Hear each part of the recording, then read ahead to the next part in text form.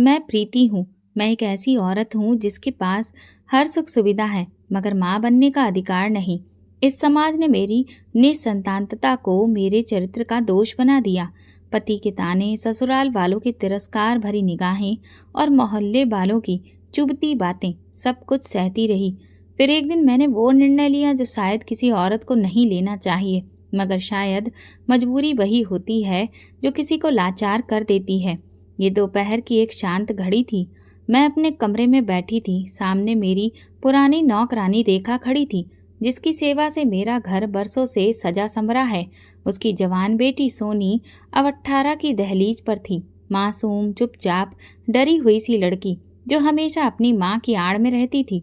मैंने गहरी सांस ली और रेखा से कहा, मुझे तुमसे एक बात करनी है, एक बड़ी बात। रेखा ने चौंक कर मेरी ओर देखा। जी मैडम, मैंने शब्दों को चुन चुन कर बोला, जैसे खुद से भी छिपा रही हूँ। मैं चाहती हूँ कि सोनी मेरे पति से विवाह करे। रेखा की आंखें फैल गईं। चेहरे पर एक सन्नाटा छा गया, जैसे किसी ने उसके पैरों के नीचे से जमीन खींच ली हो। मैडम जी, आप ये क्या कह रही हैं? हम कहाँ, आप कहाँ? हम तो नौकर लोग हैं। उसकी आवाज़ कांपने लगी। मैंने धीरे से कहा, मैं जानती हूँ रेखा, तुम ऐसा क्यों सोच रही हो, लेकिन मेरा दिल टूट चुका है। मैं माँ बनना चाहती हूँ। बरसों से मैं तरस रही हूँ। मैं खुद निसंतान हूँ। मेरा पति मुझे औलाद न होने का दोष देता है। मैं ये सब सहते सहते थक चुकी हूँ। रेखा ने नजरें झुका ली। कमरे में खामोशी फैल गई। मैंने और करीब होकर कहा, तुम्हारी बेटी सिर्फ विवाह करेगी। सिर्फ एक बच्चा चाहिए मुझे, फिर मैं तलाक दिलवा दूंगी। तुम्हें 20 लाख रुपए दूंगी। रेखा की सांसें तेज हो गईं। वो मेरी तरफ देखती रही, जैसे परख रही हो, क्या ये वही प्रीति मैडम है या कोई और? मैडम जी, सोनी भी बच्ची है। उसकी सारी जिंदगी पड़ी है। आपकी दौलत अपनी जगह, लेकिन उसके शब्द लड़खड़ा गए। मैंने उसका हाथ थामा। रेखा, ये मेरी जिंदगी का सवाल है। मैं हर दिन मर रही हूँ। लोग कहते हैं औरत माँ बने तभी पूरी होती है। क्या मैं कभी पूरी नहीं हो पाऊंगी? रेखा के चेहरे पर दर्द की परछाइयां दौड़ने लगीं। उसकी आंखों में आंसू आ गए। शायद मेरी तकलीफ उसे भी चुभने लगी थी। आपका पति मान जाएगा? उसने धीरे से पूछा। मैंने पल भर के लिए खामोशी ओढ़ ली। मैं उसे मना लूंगी। मैंने सोच लिया है। मैं अपने दिल पर पत्थर रख चुकी हूँ। रेखा ने लंबी सांस ली और जमीन पर बैठ गई, जैसे उसके अंदर की दीवार टूट गई हो।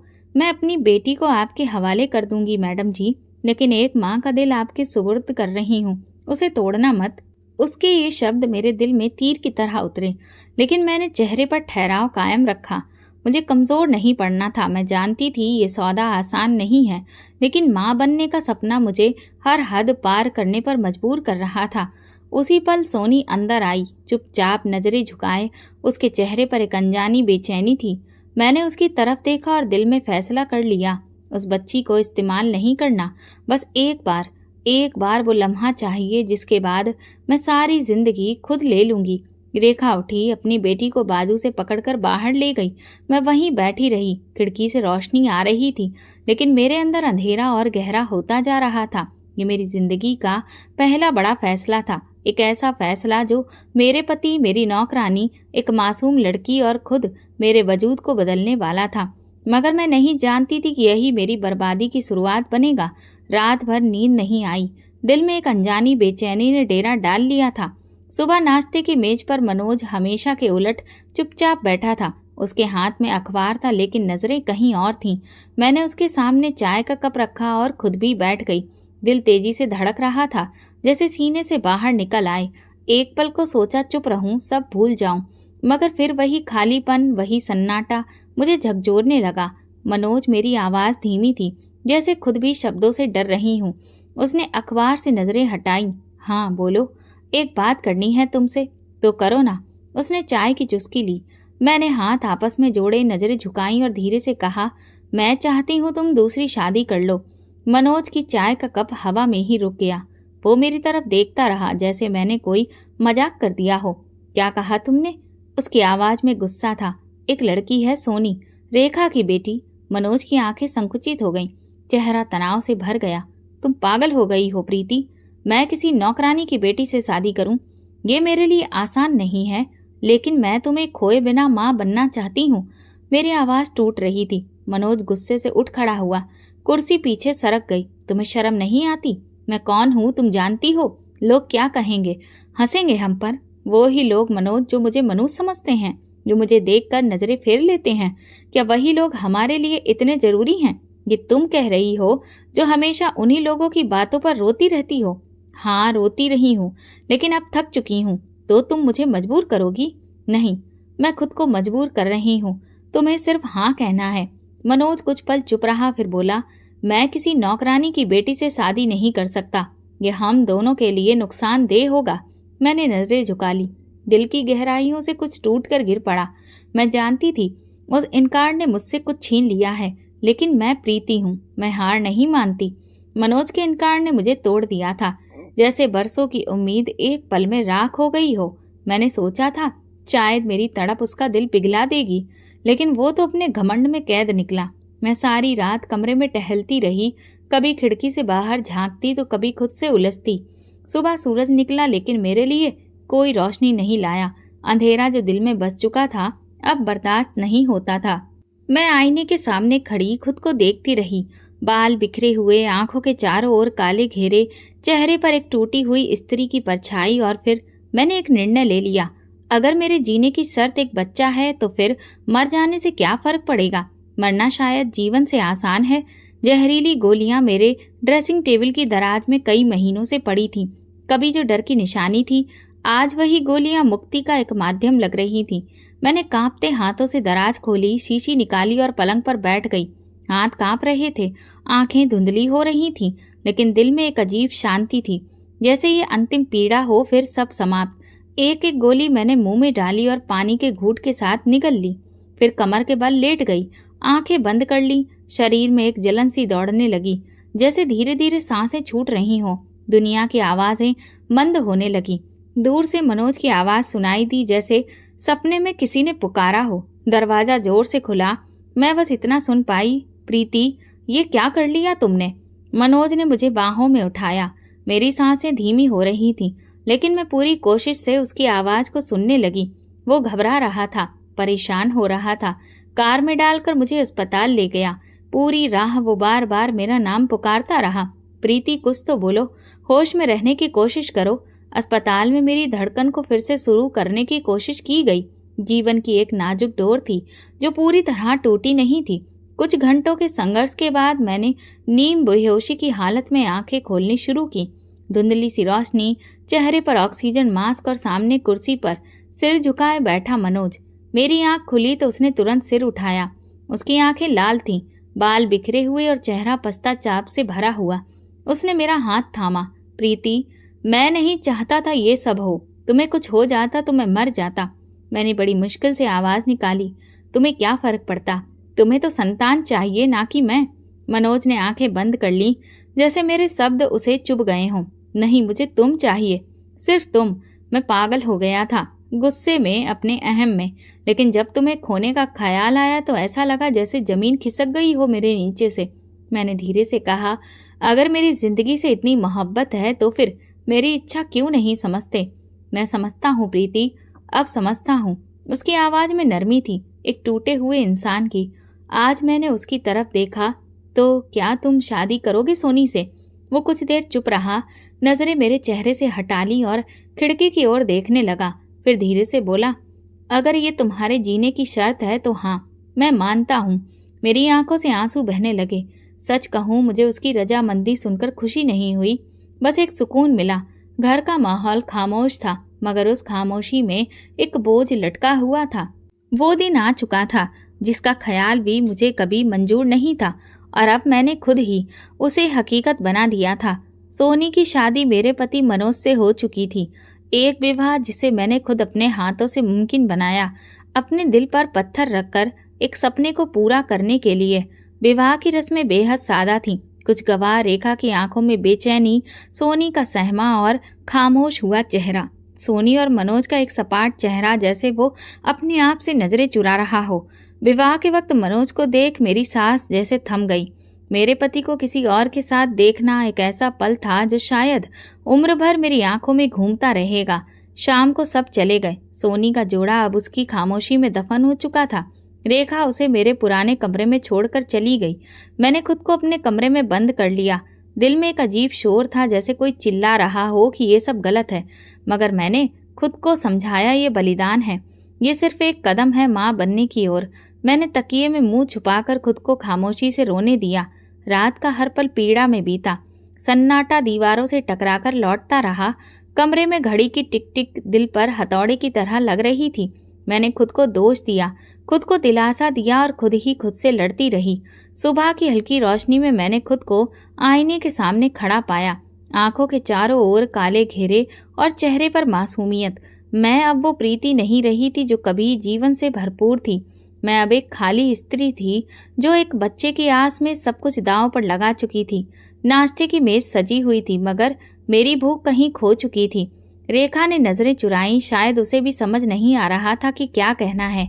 मैंने एक लंबी सांस ली और उठकर उस कमरे की ओर चल पड़ी जहां सोनी अब पत्नी कहलाने लगी थी। दरवाजे पर दस्तक दी। अंदर से धीमी आवाज आई, आइए। मैंने दरवाजा खोला। सोनी कालीन पर बैठी थी, गोद में चादर, बाल खुले और नजरें जमीन पर। कमरे का माहौल किसी बोझ से भरा हुआ था, जैसे कुछ हुआ ही ना हो या शायद बहुत कुछ हो चुका हो। मैं धीरे धीरे उसके पास बैठ गई। कुछ पल खामोशी में बीते, फिर मैंने नरमी से पूछा, रात कैसी गुजरी? सोनी ने नजरें उठाईं। उसकी आंखों में नींद कम और सवाल ज्यादा थे। उसके होंठ हिले। साहब ने कुछ नहीं कहा, हाथ भी नहीं लगाया। मैं कालीन पर सो गई। मेरी सांस जैसे एक पल को थम गई। दिल की गहराइयों में कुछ टूट कर गिरा। ये वो जवाब नहीं था जिसकी मुझे उम्मीद थी, या शायद मैं सुनना ही नहीं चाहती थी। मैंने होंठ सख्ती से भींचे और सिर झुका लिया।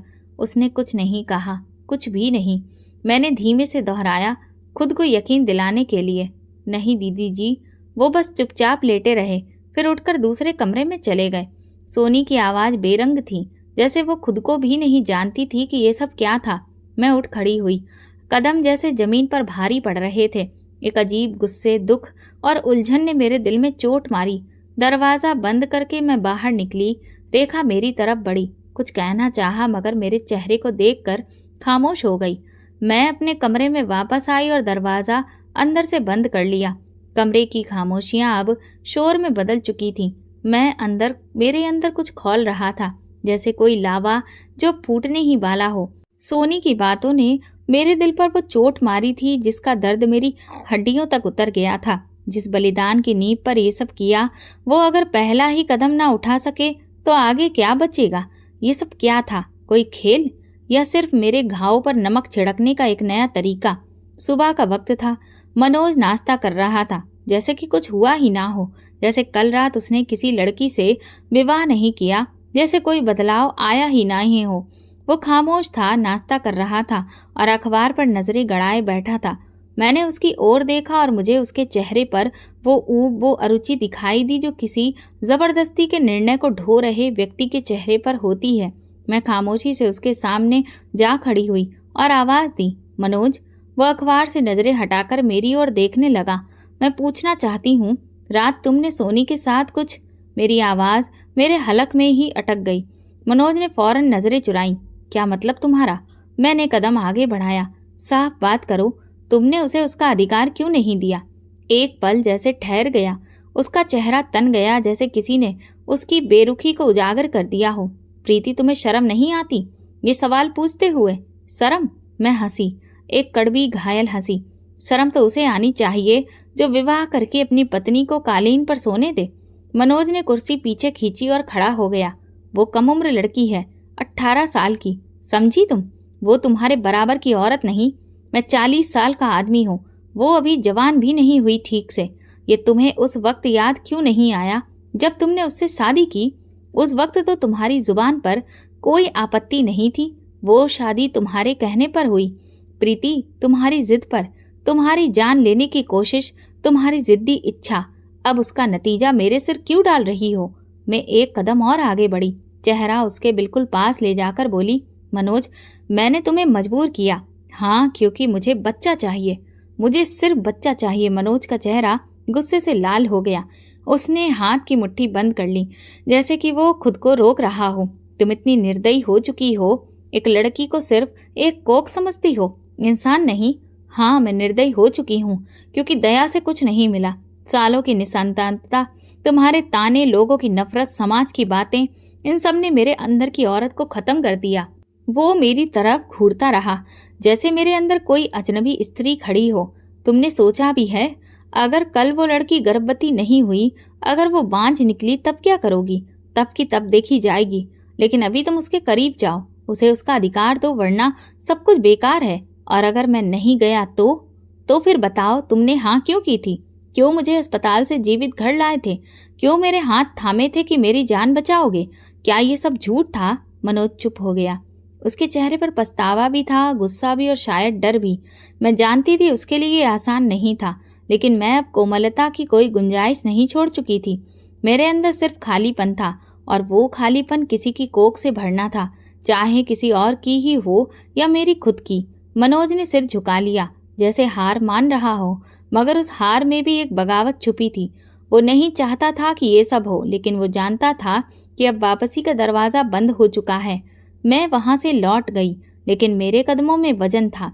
हर कदम पर जैसे ज़मीर चिल्ला रहा था, मगर मैंने ज़मीर की आवाज़ को दबा दिया था। मैंने खुद को ये मानने पर मजबूर कर लिया था कि ये सब मैं किसी और के लिए नहीं, सिर्फ अपने लिए कर रही हूँ, अपने अंदर की उस प्यास के लिए जो बरसों से तड़प रही थी। घर के कोने कोने पर यह अदृश्य बोझ मंडरा रहा था, जैसे हर वस्तु थमी हो, निष्प्राण हो। सांसें भी ले रही थी, लेकिन सुस्त। वो समय जो मेरे सपने की पहली सीढ़ी होना था, अब उलझनों, झुंझलाहटों और एक ऐसी मौन पीड़ा में बदल चुका था जिसे शब्दों में पिरोना मुश्किल था। सोनी अब मेरे घर में मनोज की पत्नी थी, और मेरे लिए सिर्फ एक मकसद का जरिया। लेकिन मनोज जैसे खुद से भाग रहा हो। हर दिन हर रात वो सोनी से दूर होता गया। मैंने उसे कई बार परखा, उसकी नज़रों से, उसके रवैये से, लेकिन हर बार वो चुपचाप नज़रें चुरा लेता। और सोनी, वो अब पूरी तरह चुप हो चुकी थी। एक रात मैं मनोज के कमरे के बाहर से गुजर रही थी कि आहट सुनकर रुक गई। दरवाज़ा थोड़ा खुला था। मैंने अंदर झांका। कमरे में हल्की रोशनी थी। सोनी एक और चारपाई के किनारे पर बैठी थी और मनोज खिड़की के पास खड़ा बाहर देख रहा था, चेहरा उलझन से भरा, नजरें खोई हुई। मेरी सांस जैसे थम गई। दरवाज़ा खटखटाने के बजाय मैं पीछे हट गई। मेरे अंदर एक अजीब सी बेचैनी थी। अगली सुबह मैंने हिम्मत करके मनोज से बात करने का फैसला किया। वो आंगन में बैठा अखबार पढ़ रहा था। मैं उसके सामने जा बैठी। कुछ लम्हे गुजरे, फिर मैंने नरमी से पूछा, क्या तुम अब भी उसके करीब नहीं गए? मनोज ने सिर उठाया, कुछ पल के लिए मेरी तरफ देखा, फिर अखबार में खो गया। प्रीति, तुम नहीं समझोगी, यह आसान नहीं है। क्या आसान है मनोज? मेरे अपने आप को खत्म कर लेना, या सोनी को रातों को अकेले सोते देखना? तुम्हारी खामोशी मेरे सब फैसलों को झुठला रही है। उसने अखबार एक तरफ रख दिया और मेरी तरफ देखा। जो हुआ तुम्हारे सामने है। शर्म आती है प्रीति, कुछ नहीं हो पाता। मैं तुम्हें देखता हूँ तो सोनी एक बोझ लगती है, जैसे मैं तुमसे धोखा कर रहा हूँ। मेरे होंठ सिले रह गए, दिल जैसे किसी ने भींच लिया हो। मैंने नजरें नीची कर ली और बस इतना कहा, फिर वो सब क्यों किया? क्यों उससे शादी की? क्यों मेरा यकीन लिया? अगर तुम ये सब कर नहीं सकते थे, तुमने मजबूर किया था। उसका स्वर धीमा पड़ गया था। मैंने तुम्हारी खातिर हाँ की, मगर मैं खुद को उसके करीब नहीं ला सकता। क्या तुम समझते हो कि ये सोनी के लिए आसान है? क्या वो कोई लकड़ी की गठरी है? एक शरीर जिसे जब चाहो इस्तेमाल करो और जब चाहो नजरअंदाज। मनोज चुप हो गया। शायद उसे अब सोनी की चुप्पी की पीड़ा महसूस हो रही थी। उसी रात जब मैंने सोनी के कमरे का दरवाज़ा धीरे से खोला, वो जाग रही थी। कमज़ोर रोशनी में उसका चेहरा फीका लग रहा था, जैसे किसी ने उसके सारे रंग छीन लिए हो। तुम सोई नहीं अभी तक? मैंने आहिस्ता से पूछा। नींद नहीं आती दीदी जी, वो नीचे देखते हुए बोली। मैं कुछ देर उसके पास बैठी रही, फिर दिल की गहराई से निकला, सोनी, कुछ भी कहने का दिल करे तो जरूर कहना। तुम इस घर में अकेली नहीं हो। वो धीरे से सिर हिला गई, लेकिन मैं जान गई थी कि वो अब अंदर से खाली हो चुकी है। ये चुप्पी सिर्फ डर की नहीं, पीड़ा की थी। मैं अपने कमरे में लौट आई। दिल में एक अजीब सा महसूस होने लगा। मैंने रात के अंधेरे में चुपचाप आसमान की तरफ देखा। वहाँ कोई तारा ना था, जैसे मेरी किस्मत का आसमान भी काला हो चुका था। और उन्हीं खामोश रातों में मैंने सोचना शुरू किया कि शायद मेरी किस्मत में माँ बनना लिखा ही नहीं, या शायद मेरी कोशिशें अभी भी अधूरी हैं। मगर एक बात तय थी, ये रिश्ता अब जिस तरफ भी जाए मुझे उसकी राहदारी खुद करनी होगी। चाहे मुझे और कितनी ही रातें चुप्पी में काटनी पड़े। खामोश रातों का सिलसिला जैसे बेहद बेहिसाब बढ़ता जा रहा था। हर गुजरते दिन के साथ मेरे अंदर का खालीपन और गहरा होता जा रहा था। मनोज की बेरुखी, सोनी की चुप्पी और मेरे अपने जज्बात की बेबसी, ये सब एक बंद दायरे में मुझे घुमा रहे थे, जहां से कोई रास्ता नजर नहीं आता था। मनोज अब रातों को घर देर से लौटता, बात कम करता, नजरें मिलाने से कतराता। एक सुबह जब सब अपने कमरों में थे, मैंने सोनी के दरवाजे पर दस्तक दी। वो धीरे से दरवाजा खोलकर मेरे सामने आई, चेहरे पर एक अजीब सी थकान और चुप्पी। वो कुछ बोली नहीं, बस नजरें नीचे किए खड़ी रही। मैंने नरमी से कहा, मैं मायके जा रही हूँ, 2-3 दिन के लिए। जरा दम घुटने लगा यहाँ। सोनी ने चौंक कर मेरी तरफ देखा, जैसे ये खबर उसके लिए अचानक हो। कुछ कहने के लिए लब खुले, फिर वो रुकी और धीरे से बोली, कुछ काम हो तो बताना दीदी जी। मैंने उसके कंधे पर हाथ रखा। हाँ, तुम भी अगर कुछ कहना चाहो, कुछ भी, तो मुझे फोन करना, तुम अकेली नहीं हो। सोनी ने नजरें मेरी आंखों में गाड़ दी, जैसे कोई फैसला कर चुकी हो। आप ना जाएं दीदी जी। मेरे पैरों तले जमीन जैसे खिसक गई। उसके लहजे में अजीब सी घबराहट थी। ये क्यों कहा तुमने? मैंने धीरे से पूछा। सोनी ने नजरें हटा ली। बस यूं ही दिल में आया। मैं कुछ कहना चाहती थी, कुछ पूछना, मगर फिर खुद को रोक लिया। दिल ने कहा, छोड़ दो, शायद ज्यादा सोच रही हो। कुछ दिन के लिए दूर जाना बेहतर है, शायद इस वक्त दिमाग को कुछ सुकून दे। मैंने अपना सामान पैक किया, मनोज को एक संदेश भेजा, 2 दिन के लिए मायके जा रही हूँ। जवाब आया भी तो सिर्फ ठीक है, ख्याल रखना। गाड़ी में बैठते वक्त घर की दीवारें कुछ और ही लगने लगी, जैसे पीछे कुछ अधूरा छोड़कर जा रही हूँ।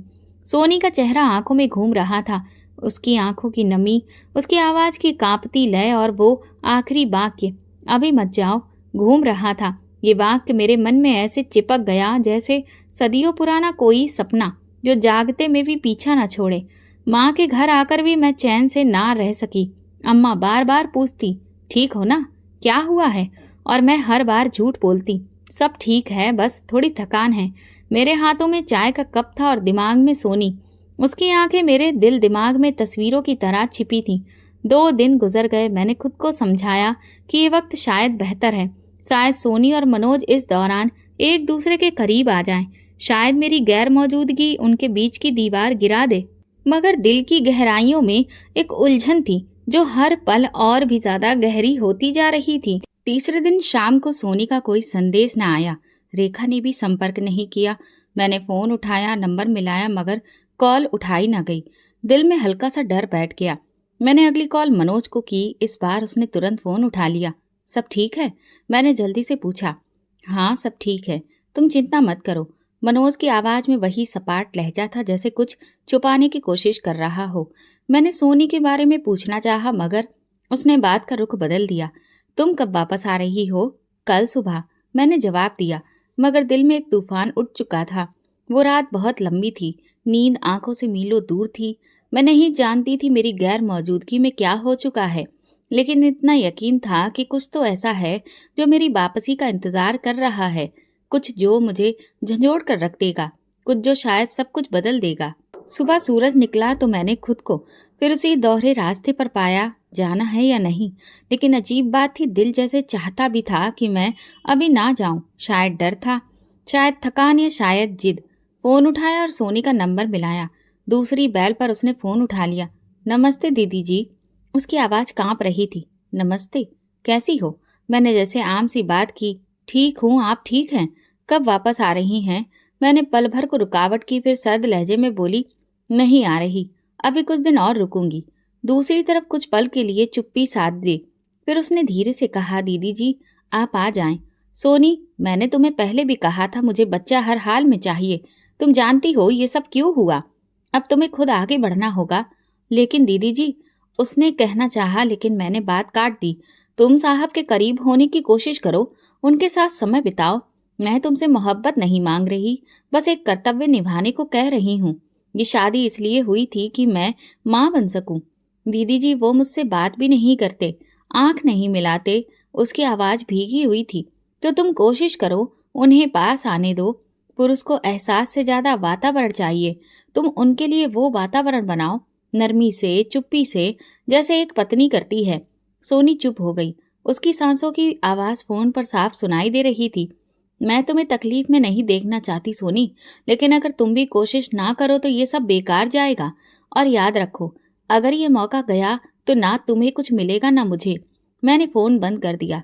दिल में एक अजीब सा बोझ था, जैसे कुछ कहना रह गया हो, लेकिन मैं जानती थी अब नरमी की गुंजाइश नहीं थी।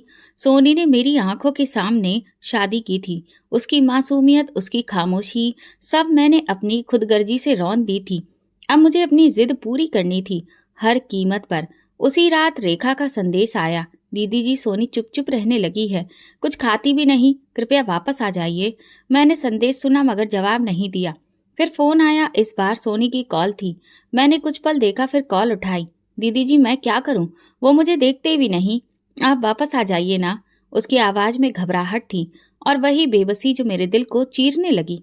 सोनी तुम्हें खुद कुछ करना होगा। क्या तुम ये नहीं चाहती कि तुम्हारी माँ को वो सब कुछ मिले जिसकी उसे चाह है? तुम जानती हो ये तुम्हारी माँ का सपना है। वो 20 लाख का वादा तुम्हारे बेहतर भविष्य के लिए था। तुम्हें ये सब समझना होगा। समझती हूँ दीदी जी, लेकिन साहब तो जैसे मुझसे नफरत करते हैं। नफरत नहीं करते, बस झिझक है। वक्त के साथ सब ठीक हो जाएगा। तुम हिम्मत रखो, खुद को मजबूत बनाओ।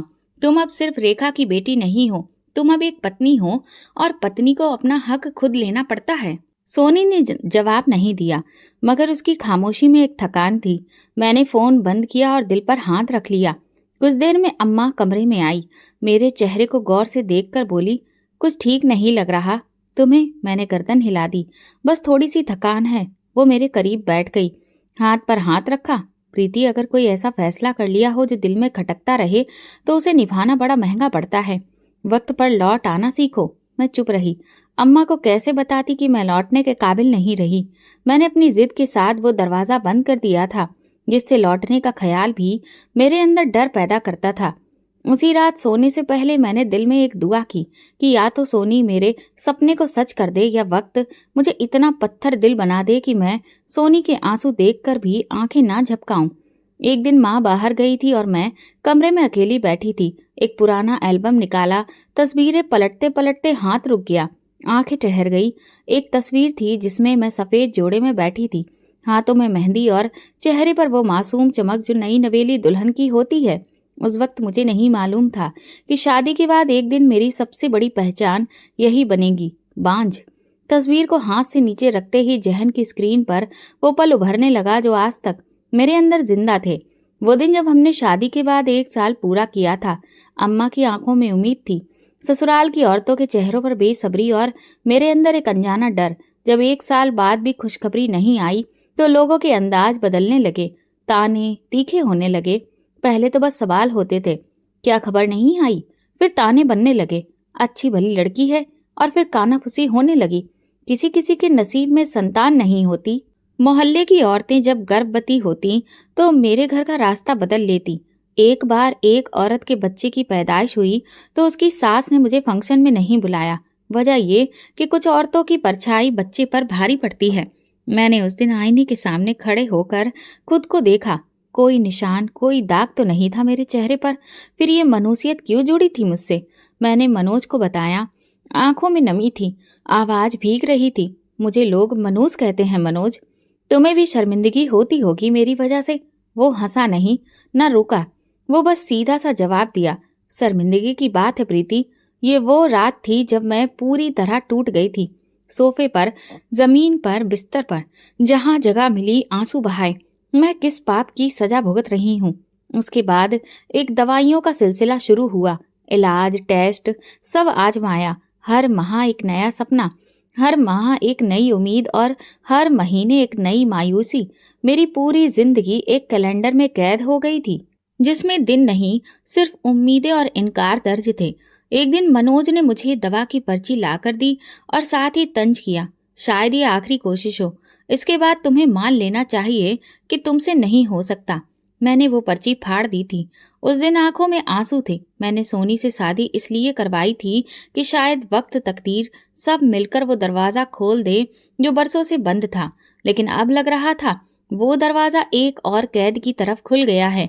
मेरे अंदर एक शोर था, लेकिन बाहर मुकम्मल खामोशी। मैं अम्मा के घर की छत पर बैठी थी। रात का अंधेरा फैल चुका था। सितारे जिन्हें कभी मैं ख्वाहिशें सुनाया करती थी, आज बस बेजान बिंदु लगते थे। दिल में डर जन्म लेने लगा था कि शायद मैंने अपनी आखिरी उम्मीद भी खो दी है। शायद सोनी से शादी करवा के भी कुछ नहीं बदला। शायद वो भी इसे खाली गोद का हिस्सा बन जाएगी, जिसे मैं भरने के लिए सब कुछ कुर्बान कर चुकी हूँ।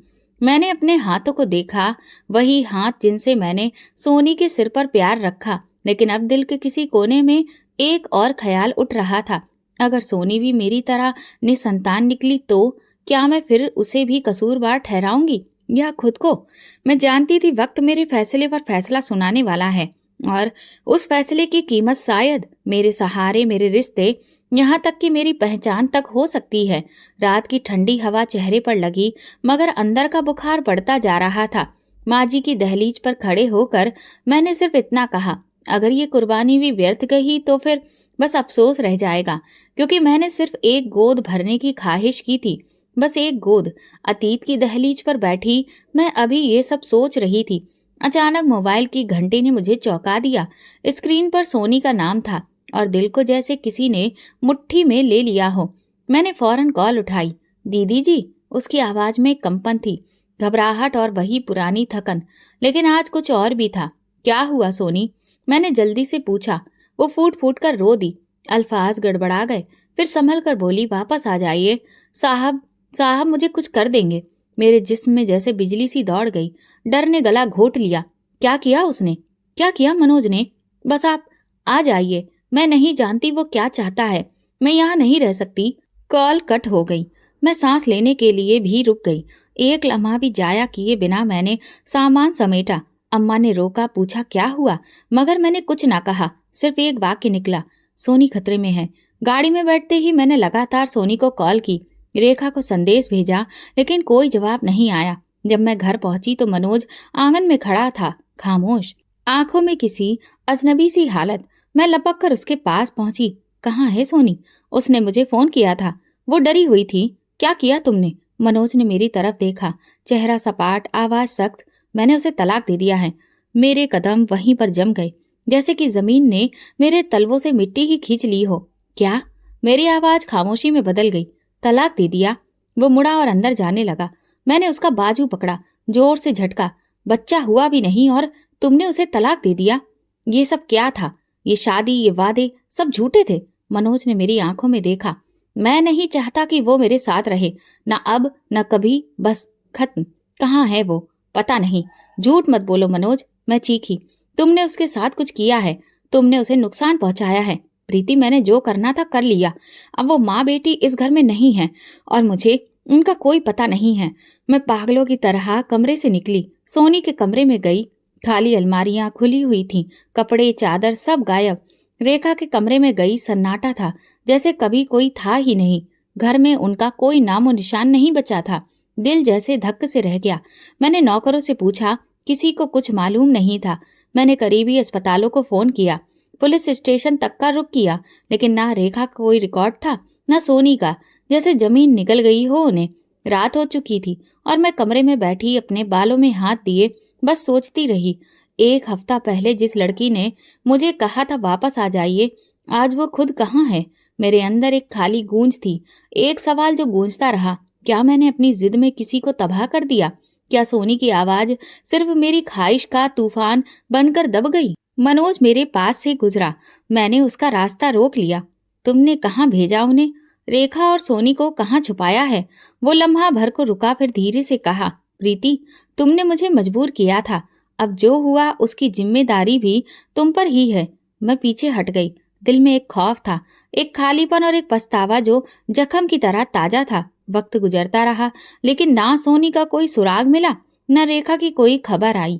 मैं रोज उनकी गुमशुदगी की खबर अखबार में तलाशती, कभी सोशल मीडिया पर तस्वीरें पोस्ट करती, कभी मोहल्ले वालों से पूछताछ करती, लेकिन सब बेकार। घर में मनोज ने इस बात को हमेशा के लिए बंद कर दिया था। वो इस बारे में बात भी नहीं करता था, और अगर मैं कुछ कहती तो बस ये खामोश निगाह डालकर कमरा छोड़ देता।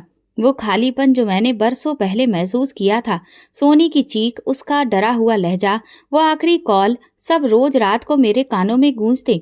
चंद महीने गुजर चुके थे। मैं अक्सर बीमार रहने लगी थी। दिल दबाव और जिस्म जैसे बोझ तले दबे हुए थे। एक दिन बुखार इतना बढ़ गया कि अम्मा ने मुझे जबरदस्ती अस्पताल ले जाने पर मजबूर कर दिया। मैं हिचकिचाती रही, लेकिन जिस्म ने भी शायद हार मान ली थी। अस्पताल में दवाओं की बू, सफेद दीवारें, सफेद टाइलों की जमीन। मुझे एक कमरे में बिठाया गया। नर्स ने दवा दी और पर्ची लेकर मैं दवा खाने की तरफ बढ़ने लगी। वहां एक मोड़ था जहां से दवा खाना गुजरता था। मैं जैसे ही मुड़ी, अचानक मेरी नजर एक साए पर पड़ी। वो मनोज था। मेरा दिल धक्क से रह गया। वो तेजी से कमरे की तरफ बढ़ा, दरवाजा खोलकर अंदर दाखिल हो गया। मैं हैरान थी कि वो यहाँ क्या कर रहा था। उसने तो कहा था वो शहर से बाहर है। दिल में कुछ खटकने लगा। कदम खुद ब खुद उस कमरे की तरफ बढ़ने लगे। दरवाजा पूरा बंद नहीं था, हल्का सा खुला था, जहां से अंदर की आवाजें बाहर आ रही थी। मैं खामोशी से वहीं रुक गई। अंदर मनोज की जुजलाई हुई आवाज सुनाई दी। डॉक्टर, आप कह रहे थे कि इलाज मुमकिन है। अब तो साइंस बहुत एडवांस हो गई है।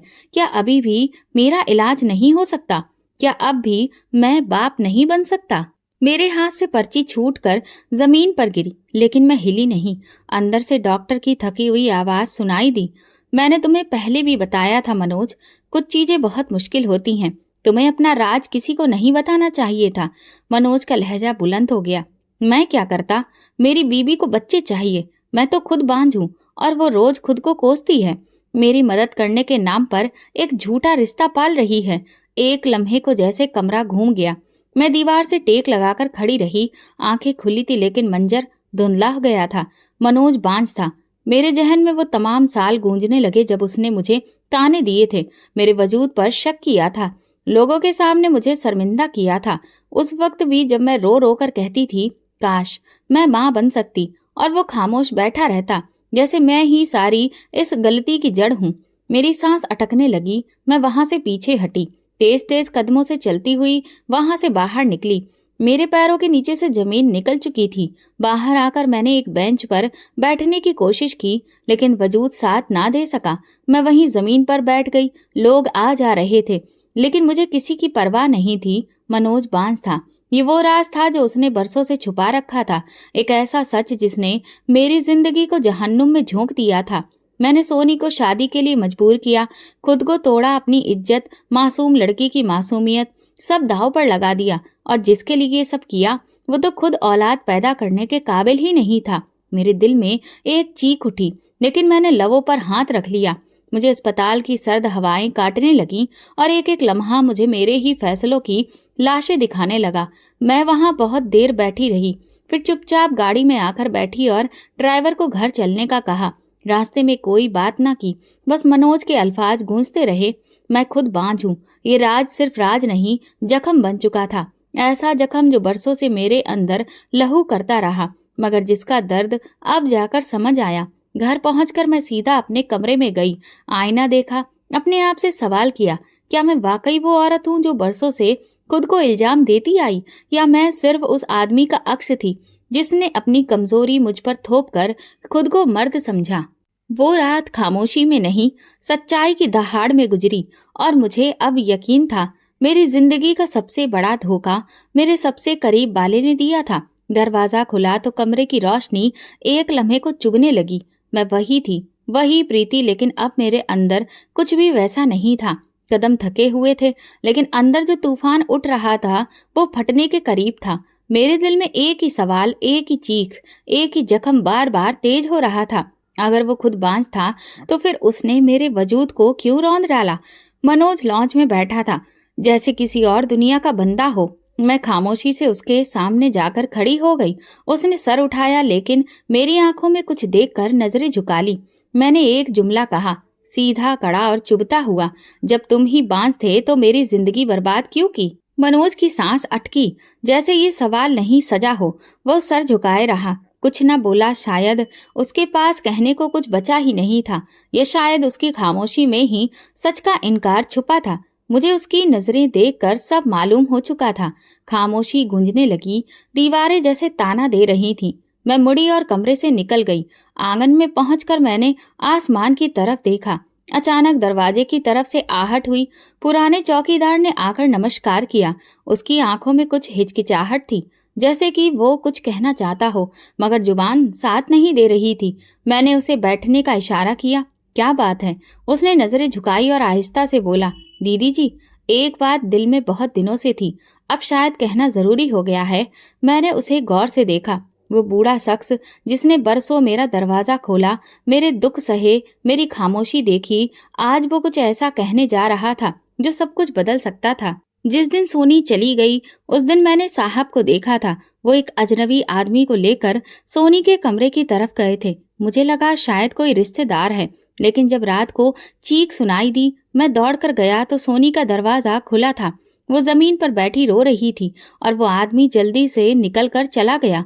मेरी आंखों में वहशियत उतरने लगी। नजरें उठाई, साहब ने उसे चुप करवाया और दूसरे दिन रेखा को बुलाकर कहने लगे, इस शहर से चली जाओ, और उसे तलाक दे दिया। साथ ही पैसे दिए और एक धमकी भी, अगर दीदी जी को कुछ मालूम हुआ तो तुम दोनों पर चोरी का इल्जाम लगवा दूंगा। मेरे अंदर जैसे सांस टूटने लगी, लब सिले रहे और दिल जैसे किसी ने निचोड़ दिया हो। वो चीख जो बरसों से दबाई थी, आज वो अंदर से उठ रही थी। मैंने दीवार का सहारा लिया और धीरे से बैठ गई। चौकीदार खामोश खड़ा था, जैसे गवाही दे रहा हो एक ऐसे गुनाह की जो उसने नहीं किया, लेकिन देखा जरूर था। तुमने पहले क्यों नहीं बताया? मेरी आवाज गले में फंस गई थी। डर गया था दीदी जी, साहब बहुत कुछ कर सकते थे और आप तो पहले ही गम में थी। मैंने चौकीदार को जाने का इशारा किया। वो धीरे धीरे पीछे हटता गया और दरवाजा बंद कर गया। अब कमरे में सिर्फ मैं थी और सच, एक ऐसा सच जो मेरी हर कोशिश को जलाकर राख कर चुका था। मनोज ने सिर्फ मुझे झूठ में नहीं रखा, उसने एक मासूम लड़की को इस्तेमाल करना चाहा, उसकी इज्जत को खराब करने की कोशिश की, और जब वो चीख उठी तो तलाक देकर सब कुछ छुपा दिया। मैं उठकर मनोज के कमरे में गई। वो वहां नहीं था, शायद मेरे सवाल से बचने के लिए निकल चुका था। मैंने कमरे के आईने में खुद को देखा। अब मैं वो औरत नहीं थी जो बच्चा मांगती थी। अब मैं वो औरत थी जिसने सच्चाई के बदले अपना सब कुछ खो दिया था। मेरे कानों में उसकी आखिरी आवाज गूंज रही थी, दीदी जी आप वापस आ जाइए। और अब समझ आया वो क्यों कहती थी, क्योंकि उसने वो देखा जो मैं ना देख सकी। उसने वो सहा जो मैं सहने का सोच भी नहीं सकती थी। वो रात मेरे लिए कयामत बन गई। अब कुछ बाकी नहीं था, न ख्वाब, न रिश्ता, न ख्वाहिश, बस एक सच जो हमेशा मेरे साथ रहेगा। मैंने आसमान की तरफ देखा और दिल ही दिल में कहा, काश तुमने पहले बताया होता। मनोज, मैं सिर्फ माँ बनना चाहती थी, मगर तुमने मुझे वो दुख दिया जो किसी कातिल को भी ना मिले। और यूं कहानी खत्म नहीं हुई। सच ने एक खून खौलाया, एक ऐसी औरत के अंदर जो अब खामोश नहीं रहेगी। इस कहानी से हमें ये सबक मिलता है कि जुल्म सिर्फ शारीरिक नहीं होता, कभी कभी खामोश झूठ भी एक पूरी जिंदगी बर्बाद कर देता है। औलाद की ख्वाहिश में इज्जत, रिश्ते और इंसानियत बर्बाद ना करें।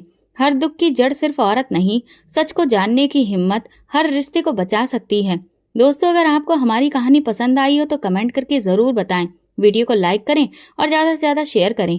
अगर आप चैनल पर नए हैं तो सब्सक्राइब जरूर करें और नोटिफिकेशन बेल दबाएं ताकि अगली अपडेट सबसे पहले आपको मिले। धन्यवाद। मेरा पति दुबई में नौकरी करता था और वहाँ से पैसे भेजता था, लेकिन जब भी वो मुझे पैसे भेजता मुझे बहुत गुस्सा आता, क्योंकि वो अपने मरे हुए भाई के बच्चों और उसकी विधवा पत्नी का भी खर्च उठाता था। मैंने गुस्से में शोर मचाकर अपनी जेठानी पर आरोप लगाया कि उसका मेरे पति के साथ में कोई रिश्ता है। वो बहुत अच्छी और नेक महिला थी, लेकिन रोते हुए अपने बच्चों को लेकर घर छोड़कर चली गई। और कुछ सालों के बाद अचानक खबर आई कि मेरे पति का निधन हो गया। अब मैं भी विधवा हो गई थी। मुझे तब एहसास हुआ कि कर्मों का फल क्या होता है। अब जब खाने के भी लाले पड़ गए और पड़ोसियों ने मदद करनी चाहिए तो पूरा मोहल्ला मुझ पर ताने कसने लगा। इस बार मुझे कुछ ज्यादा पैसे भेजना, मेरी बहन की शादी है, मुझे खूब खर्चा करना है। मैंने फोन पर अपने पति से कहा, लेकिन वो गुस्से में बोल पड़ा, पैसे पेड़ों पर नहीं उगते, मैं बहुत मेहनत से कमाता हूँ, खुद ठीक से खाना नहीं खा पाता, और तुम्हें लगता है कि पैसे आसानी से आ जाते हैं। उसकी लंबी चौड़ी बहस सुनकर मेरा खून खौल उठा। मैंने गुस्से में कहा, तो क्या इस बार अपनी विधवा भाभी को थोड़े कम पैसे नहीं भेज सकते? आखिर मेरी बहन की शादी भी तो जरूरी है। पति ने जवाब दिया, मैं पहले ही तुम्हारी बहन की शादी के लिए पैसे भेज चुका हूँ। अब और मुझे परेशान मत करो। मैं अपने भाई के बच्चों को भूखा नहीं मरने दूंगा। बताओ, उनका खाना ज्यादा जरूरी है या तुम्हारी बहन की शादी के महंगे कपड़े? उसकी ये बात सुनकर मैं और भड़क गई। तुम्हें हमारी जरूरतें कभी समझ में नहीं आती। दूसरे पतियों को देखो, अपनी पत्नियों की हर इच्छा पूरी करते हैं, और तुम 2 जोड़े कपड़े भी नहीं दिला सकते। मैंने अपनी खरीदारी के लिए पैसे नहीं मांगे, बच्चों के लिए सामान लिया है, तो इसमें इतना बड़ा क्या हो गया?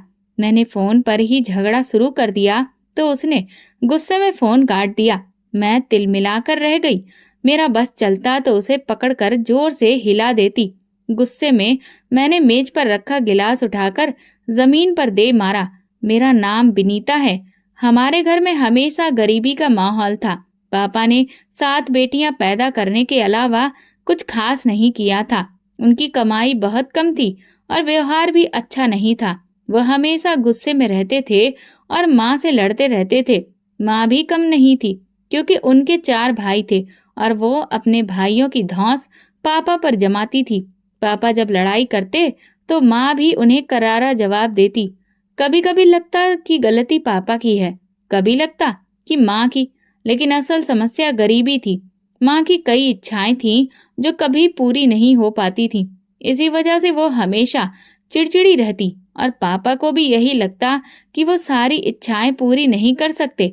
एक दिन गुस्से में पापा बोले, अगर तूने एक बेटा पैदा कर लिया होता तो वो आज मेरा सहारा बनता, लेकिन तूने तो 7 बेटियां पैदा कर दी। अब मैं क्या करूं? पापा को लगता था कि माँ ने बेटियां पैदा करके उनका जीवन खराब कर दिया, और माँ को लगता था कि पापा ने उनकी जिंदगी बर्बाद कर दी। धीरे धीरे हम बहनों को भी इस लड़ाई की आदत हो गई थी।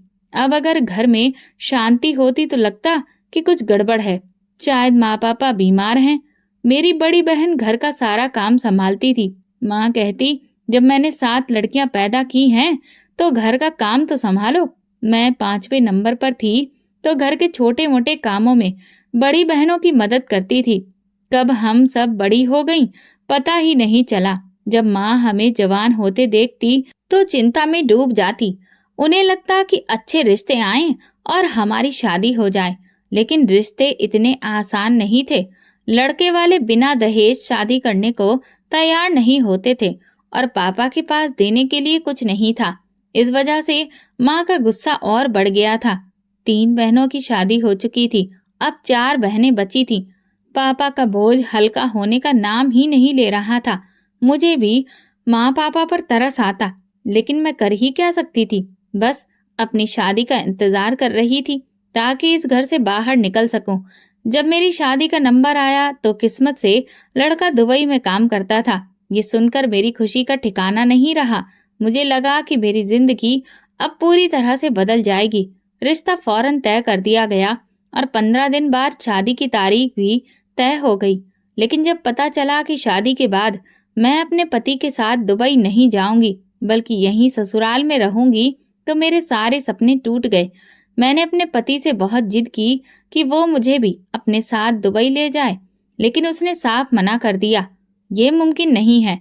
मेरी सैलरी भारत में ज्यादा लगती है, लेकिन दुबई में बहुत मामूली है।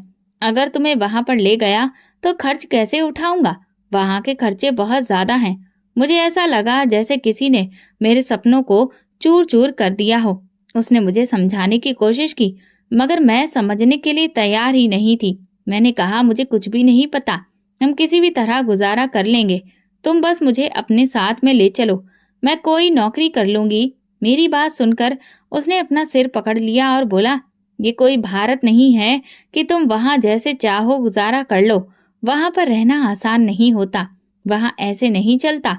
वैसे भी मेरी इतनी हिम्मत नहीं है कि मैं तुम्हें वहां ले जा सकूं। समझ रही हो? नहीं, तुम नहीं समझोगी। आखिरकार उसे समझ आ गया कि मैं किसी भी तरह से समझने को तैयार नहीं थी। उसने कहा, मुझे सिर्फ तुम्हारा ही खर्च नहीं उठाना, बाकी लोगों को भी देखना है। मुझे माँ को भी पैसे भेजने होते हैं। उसकी बात सुनकर तो मुझे बहुत गुस्सा आ गया। भला पति की जिम्मेदारी अपनी पत्नी और बच्चों का खर्च उठाना है या पूरे घर का? मेरे ससुराल में सास ससुर के अलावा मेरे जेठ और जेठानी भी रहते थे, जबकि मेरी 3 नंदे शादीशुदा थीं। फिर भी मेरी सास जब भी नंदे आती जाती, उन्हें कुछ न कुछ देती रहती। वो मेरे पति की कमाई यूं ही बांट रही थी। मेरे जेठ की आमदनी भी बहुत ज्यादा नहीं थी, लेकिन घर में जरूरत का हर सामान मौजूद था, जिससे साफ पता चलता था कि ये सब मेरे पति की कमाई से ही मुमकिन हो रहा था। यहाँ से इतनी कमाई में ये सब खरीद पाना संभव नहीं था। मेरे ससुर तो बस दिन भर चारपाई पर पड़े रहते थे और मेरी जेठानी मेरे पति की कमाई पर ऐश कर रही थी। ये सब देखकर मेरा दिल जल जाता। मैं चाहती थी कि मेरे पति की कमाई सिर्फ मुझ पर और हमारे बच्चों पर खर्च हो और मैं वैसी जिंदगी जीऊं जैसी मैंने हमेशा सपने में देखी थी, लेकिन ऐसा हो न सका। मेरा पति मुझे दिलासा देकर वापस दुबई चला गया। पति के जाने के बाद भी मैंने हिम्मत नहीं हारी। मैंने सोच लिया था कि किसी न किसी तरह से मैं अपने पति को मना लूंगी। अभी तो हमारी शादी को ज्यादा समय नहीं हुआ था। मैंने सोचा कुछ साल मेहनत करूंगी और फिर वो जरूर मेरी बात मान जाएगा। आखिर पानी अगर लगातार पत्थर पर गिरता रहे तो उसे भी तोड़ देता है। फिर ये तो एक इंसान था। खासकर जब हमारे बच्चे हो जाएंगे तब वो खुद ही मुझसे दूर नहीं रह पाएगा। इसलिए मैंने सोचा कि जल्दी से जल्दी माँ बनने की कोशिश करूं, ताकि मेरे पति का ध्यान सिर्फ मुझ पर और हमारे होने वाले बच्चों पर रहे।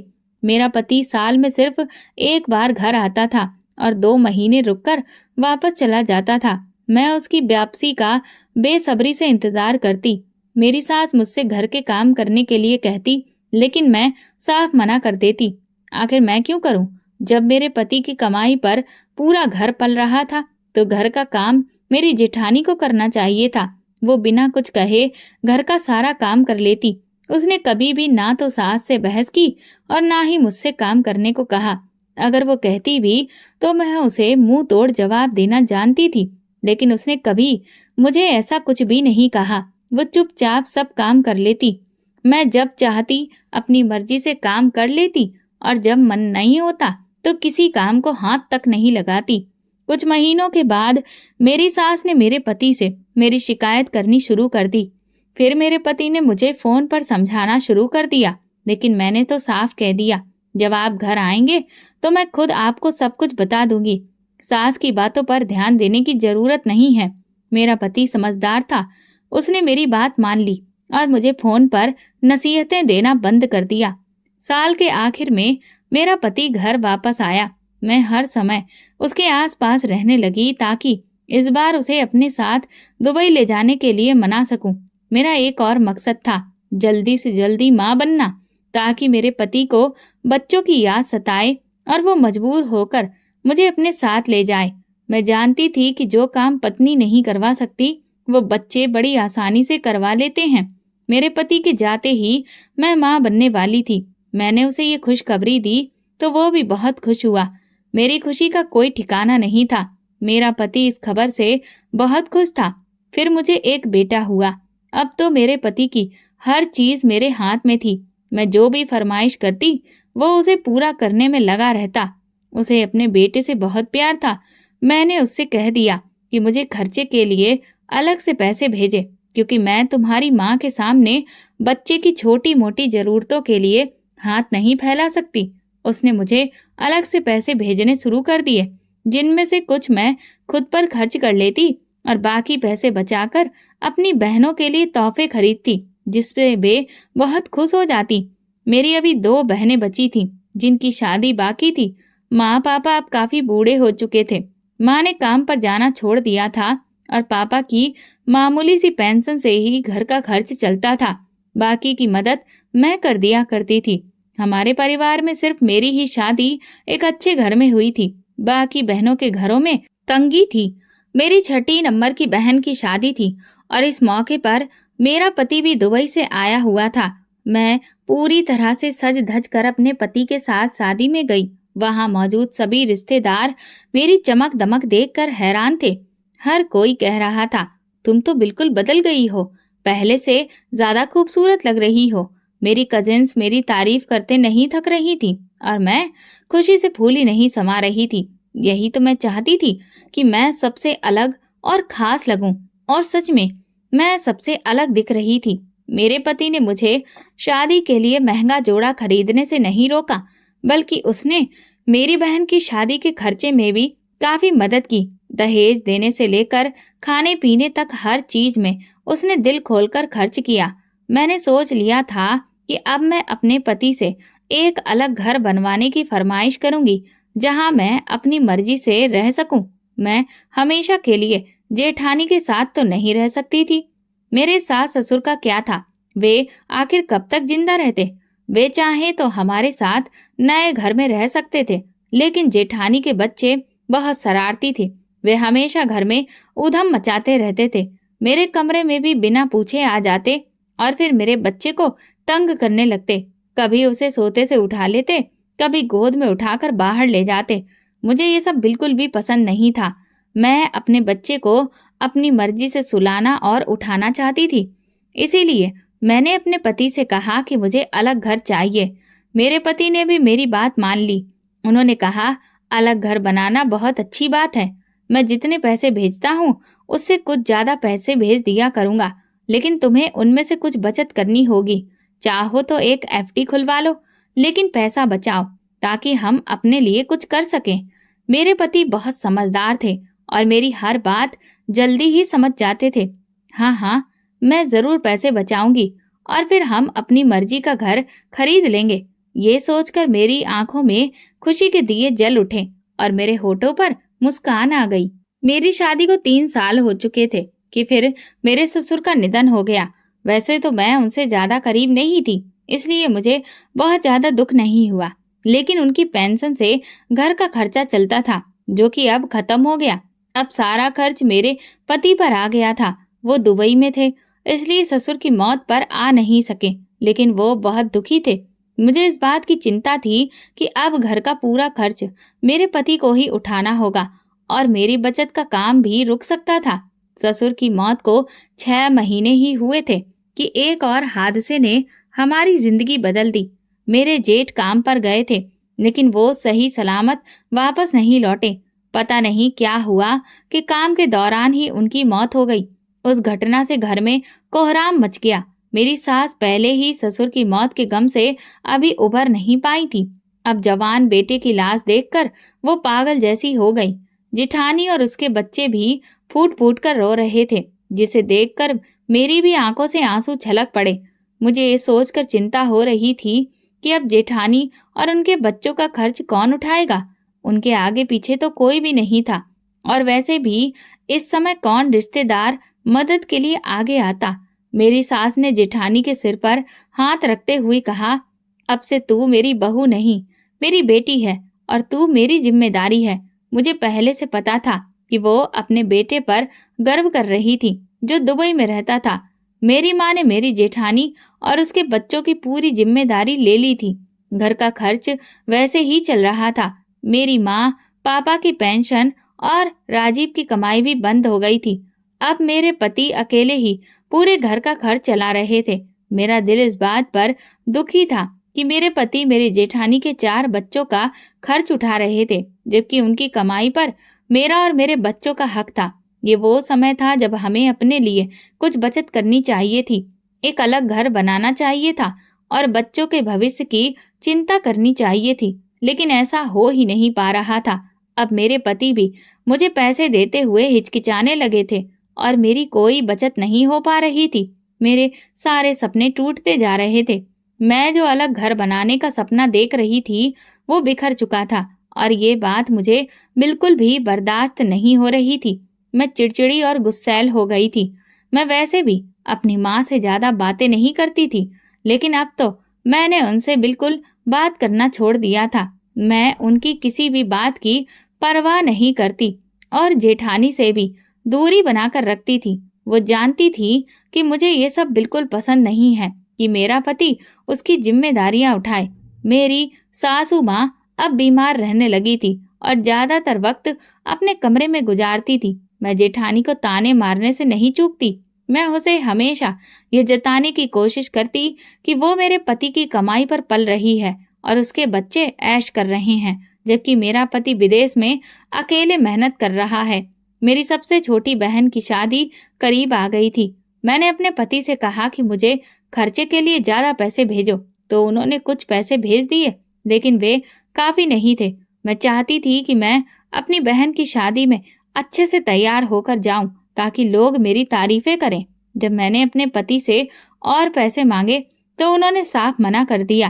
तुम जानती हो कि अब खर्चे बहुत ज्यादा हैं और इतने में गुजारा करना मुश्किल है। जैसे मैं खुद मैनेज कर रहा हूँ, तुम्हें भी करना पड़ेगा।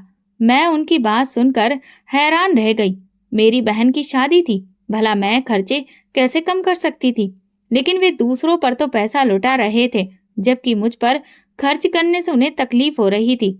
मेरा दिमाग गुस्से से भर गया था। मैं चाहती थी कि मैं जेठानी को घर से निकाल दूं, लेकिन मेरी माँ के रहते हुए यह संभव नहीं था। अगर मैंने ऐसा किया तो मेरी सासू माँ, वो मेरे पति से ही मेरी शिकायत कर देती और मुझे घर से निकाल दिया जाता।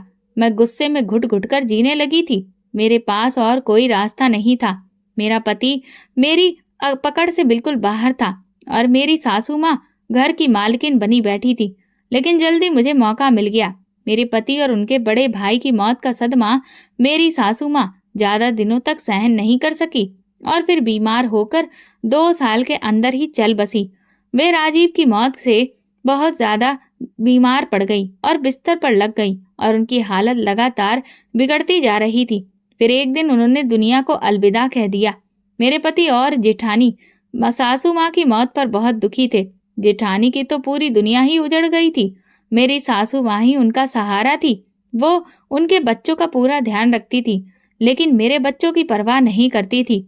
अब घर की जिम्मेदारी पूरी तरह से मेरे हाथ में आ गई थी। मेरे पति सासू माँ के अंतिम संस्कार में आए थे, लेकिन कुछ दिनों के बाद ही वापस चले गए। उन्होंने कहा, अब मैं 2-2 नौकरियां कर रहा हूँ, इसलिए ज्यादा दिनों की छुट्टी मैं नहीं ले सकता।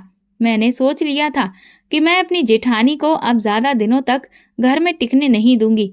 सासू माँ की सारी रस्में खत्म होते ही मैंने जेठानी पर इल्जाम लगा दिया कि उसका मेरे पति के साथ कोई गलत रिश्ता है और वो उनसे शादी करना चाहती है। जेठानी ये सुनकर हैरान रह गई। तुम जानती हो कि तुम्हें पसंद नहीं है कि तुम्हारे पति मेरे और मेरे बच्चों की मदद करें, लेकिन मुझ पर इतना गलत इल्जाम मत लगाओ। मैं ऐसी नहीं हूँ, उसने सख्त लहजे में कहा, मगर मैं गुस्से में जल भुन रही थी। मैं तुम्हें अच्छी तरह जानती हूँ।